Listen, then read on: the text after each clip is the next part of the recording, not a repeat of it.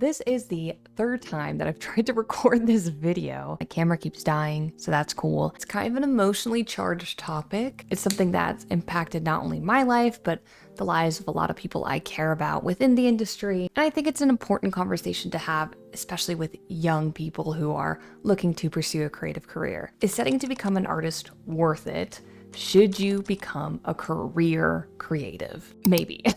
That's a complicated answer, and I want to break it down into sections here, starting with the things to consider, the really big, really huge things to consider. I'll start with my credentials. I studied at Full Sail University, got my bachelor's in computer science, but really it was my bachelor's in computer animation. I graduated end of 2019, beginning of 2020, which we'll talk about that a bit more later. But I've had 5 years within the industry, starting in animation, and now I'm in a more managerial role for a virtual experience activation company. Still in the creative space, but more managerial, and that's because I'm really freaking lucky. Prepare for the grind. What does this mean? Firstly, you're gonna be in constant competition with your peers. Right now, the creative industry is on fire, and I think that's a whole separate video, but it kind of ties into this conversation here, that layoffs are everywhere, happening at places that you'd never really expect them to, and so the market has become extremely oversaturated. It already was even before the bubble burst, post 2020, COVID, all of that, but now even more so, and that means you are in constant competition with your peers, whether you like it or not.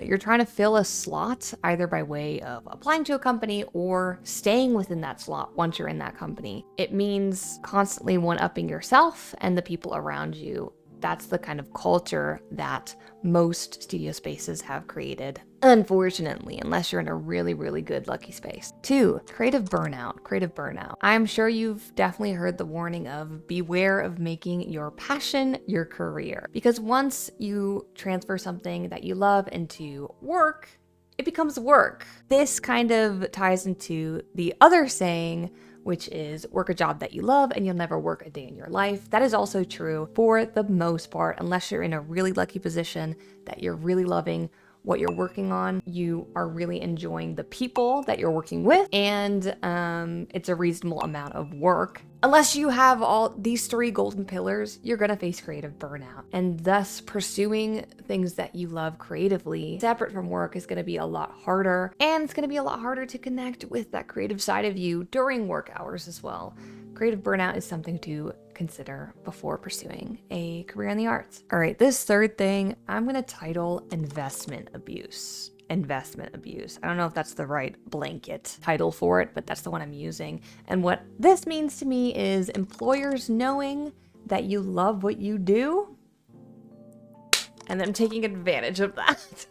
This can manifest in things like being underpaid, either paying you an exposure experience, unpaid overtime, wearing more hats than you signed up for. This happens especially in smaller startups or smaller studios or teams. No creative expression. You're not allowed to exercise your expertise in any way. Just follow the producer.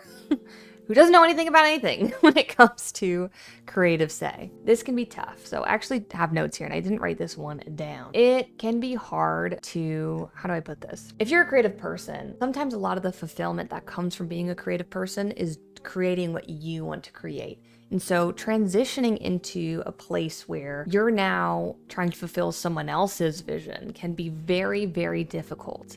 Sometimes that challenge is very rewarding and fun. It's a really cool exercise. If that's the case, then being in a studio environment is really great for you. But otherwise, if you find yourself not liking feedback or overly married to your work and not enjoying any sort of change to what you've created at all, then yeah, working within a team environment ain't gonna cut it. I think what would be a better fit for someone like this would be to pursue your own thing independently, which is incredibly difficult, way easier said than done, but definitely more rewarding than having to sacrifice this part of yourself to please other people. And again, this can be rewarding. This side here can be rewarding for a lot of people, but not always. More often than not, again, unless you are in a really golden sweet spot of being in an environment where the people are great, the work ethic is great, the project is great. More often than not, your employer is going to value productivity over creativity, and this ties back into creative burnout. What matters is how much work you're doing, not if that work is necessarily of quality.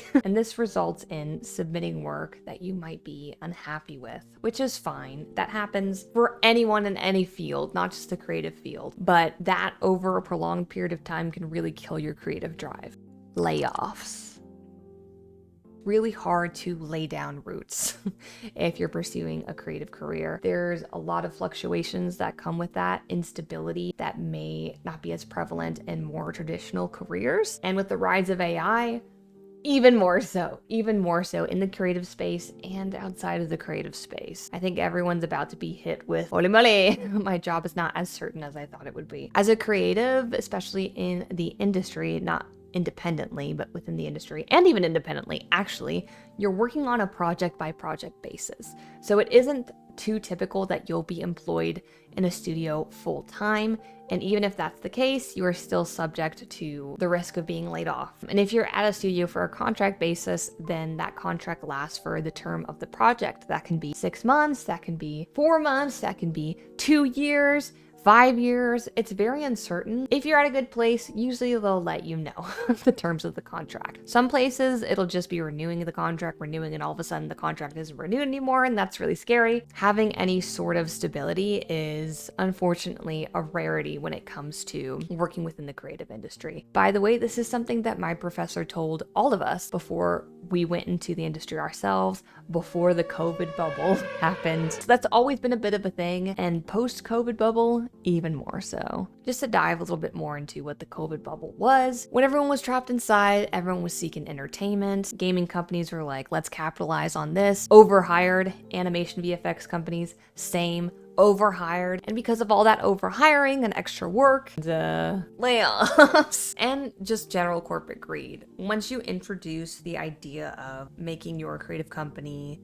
a publicly traded one, the goal isn't to make the best stuff you can, it's to make the most profitable stuff you can. And sometimes that comes in the form of dressing up your quarterly reports under the guise of, oh, we made extra profits this year, and really what that was is letting go of a lot of higher paid quality people.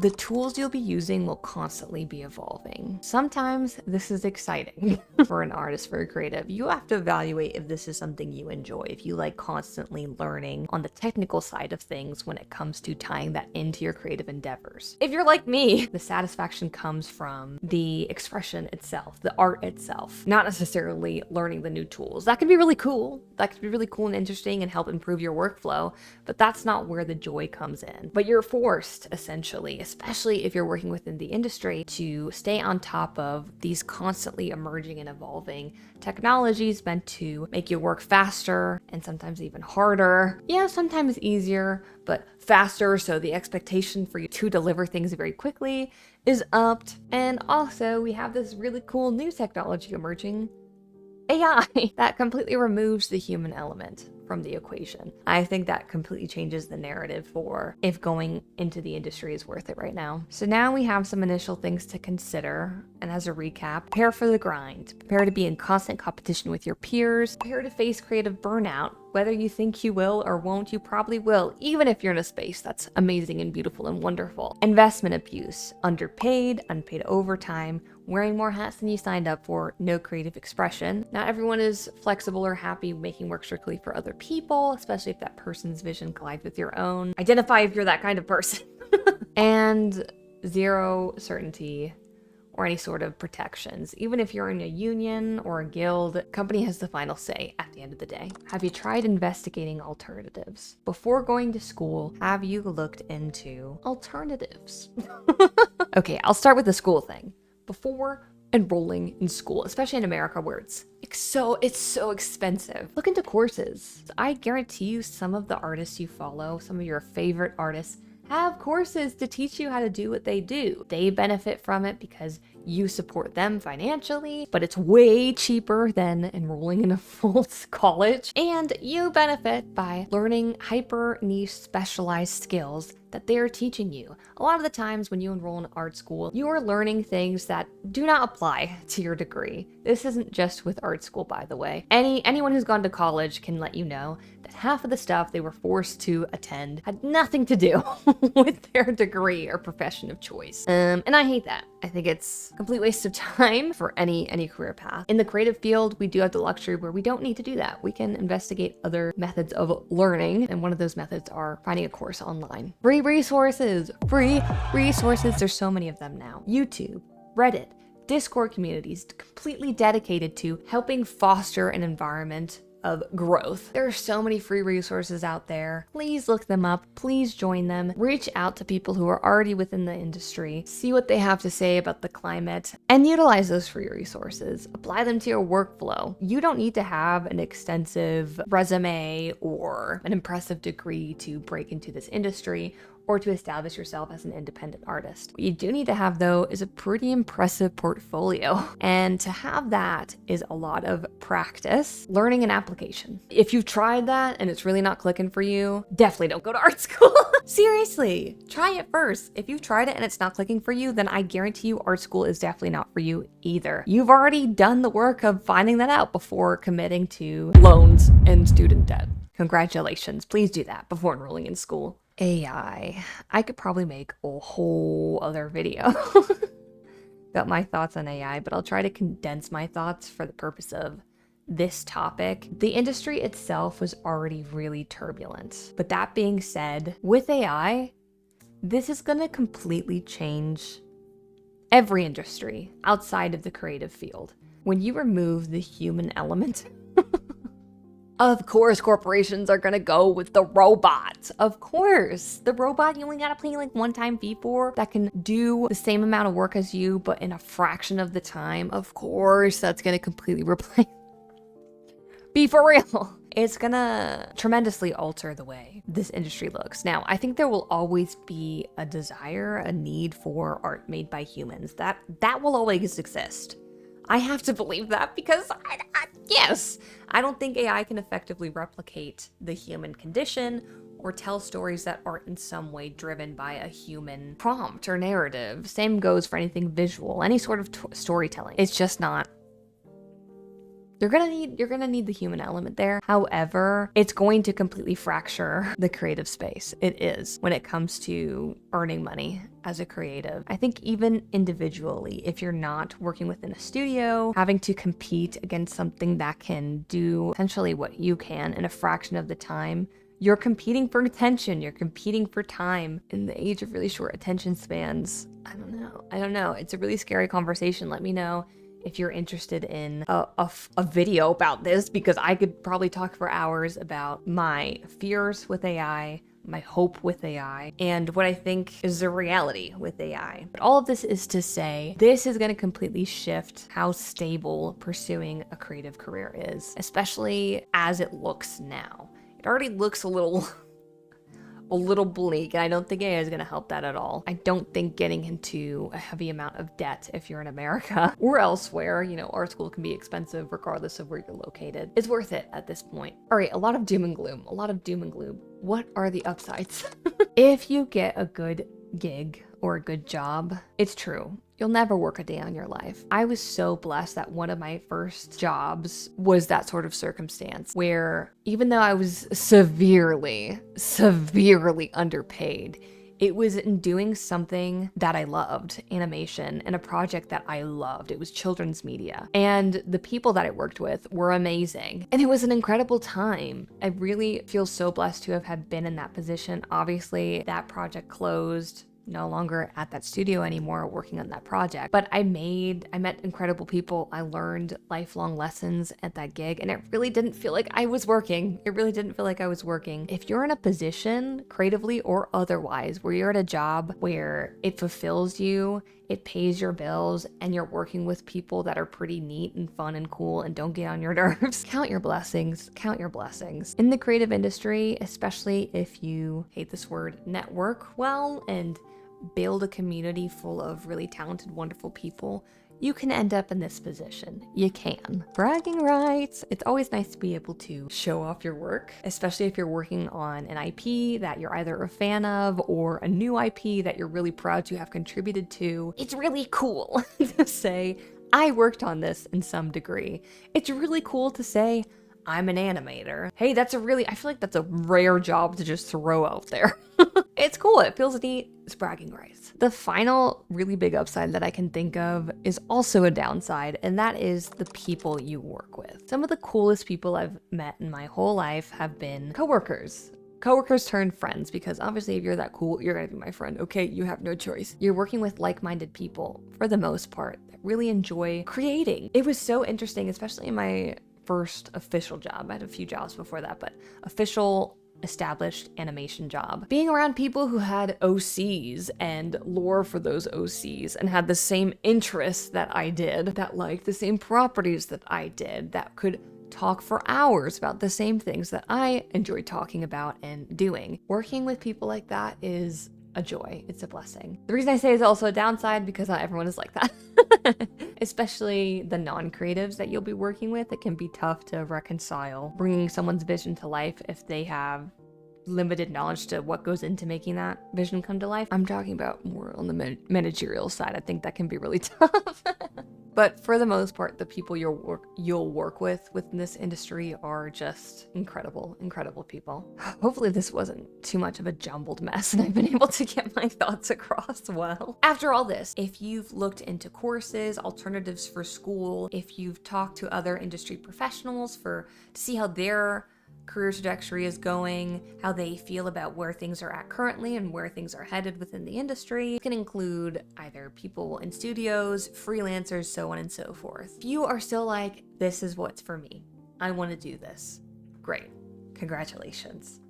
Here's some advice. Always have a backup plan. I think this is good advice for any career path, actually, but specifically one that can be so turbulent. Always have a plan B, a plan C, plan D, especially if you don't have a support system that can kind of catch you if things fall through. This can come in many forms. As an artist, I know plenty of industry professionals that have Etsy shops or that sell courses or teach on the side. It is unfortunately extra work, but it's extra work that both, hey, comes with extra money and is a good safety net if a project falls through or plan A doesn't really work out. Always have a plan B, C, D, E, F, G, okay? This kind of ties into my second tip, which is diversify. Diversify your skill set. Don't throw all your eggs in one basket, however tempting that is. I love animation, adore it. Again, animating doesn't feel like work for me. It's a beautiful challenge. That's not the only thing I do. While working in animation, I also continue to develop my skills with illustration, continue to work with children's authors to build books and my portfolio on that side of things. And eventually I even wrote and fully illustrated my own children's book. Diversify your skill set. If one thing doesn't work out, another thing will. And the only way that the other thing will is that other thing is there.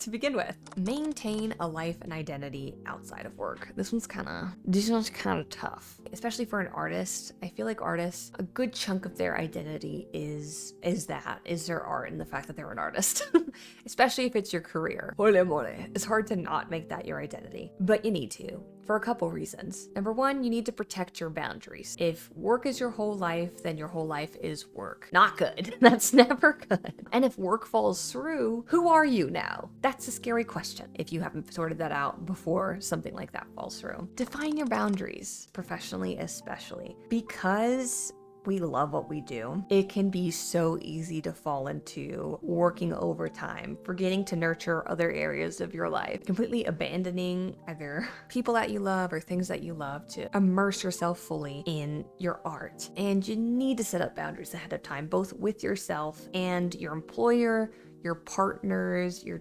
co-workers, whatever. Those boundaries can be, hey, I won't work on the weekends. I need to spend time with my family. They can be, I'm not gonna wear several different hats when I was hired to just wear this hat. Like, I might wear 2 different hats because I'm a helpful person, but the moment those hats triple and become 3, 4, 5, 6, we're gonna have a problem. So define those boundaries ahead of time so you can feel confident to enforce them when you need to. Last tip I'm gonna give is, might be a little bit controversial, but it's to do it unpaid while you're in school or when you can, never after. I have mixed feelings about unpaid work because on the one hand, you do in fact get experience, especially if you're a junior, and you do get material to use within your portfolio, but that reaches a point, right? If you are in a position where you need to pay your bills, like you don't have someone taking care of you or being able to cover that aside for you, hey, don't think it's super reasonable to accept unpaid labor unless you're willing to sacrifice that part of your life if you have another job, whatever. Do it when you can, never when you can't. That seems like common sense. You'd be surprised. The last note I want to end on is something that I've told myself, I've told other people in my life that I've worked with, that are friends, that are in a situation where they're facing that identity crisis, right? Like, oh, did I fail because I can't find a job within the industry? Or, oh, did I fail because I had a job but then lost it and now I can't get another one? Or did I fail because I do have a job within the industry, but I don't really love it like I thought I would? Here's what I have to say. You can always create outside of whatever job you're doing. You can always create. You don't need to be employed as an artist to be an artist. You don't. Do you tell a gamer or someone who's interested in playing games that they're not a gamer because they're not a professional gamer? No, that's silly. That's ridiculous and silly. The same applies to being an artist. It's not like being a doctor where you need to literally have a certificate. Even then, as long as you graduate as a doctor, even if you're not employed, you're a doctor, you know what I mean? Artists, it's the same way. I feel like oftentimes, even with myself, that it can be hard to identify with the idea that I don't need to be getting paid to create. I can just do it.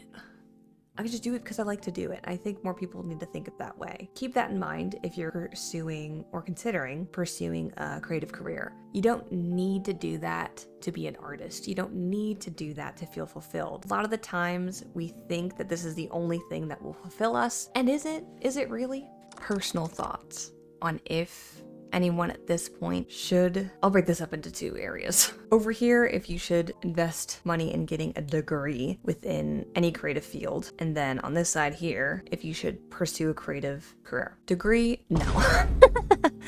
No, I don't think it's worth it at this point. I think you can get just as much value from utilizing free resources and taking courses, hyper niche targeted courses online than you will getting a degree. And this is coming from someone who did get a degree. It was a really good experience. I had a great time with it. Would I go back and do it differently? Back then, no. Now, yes.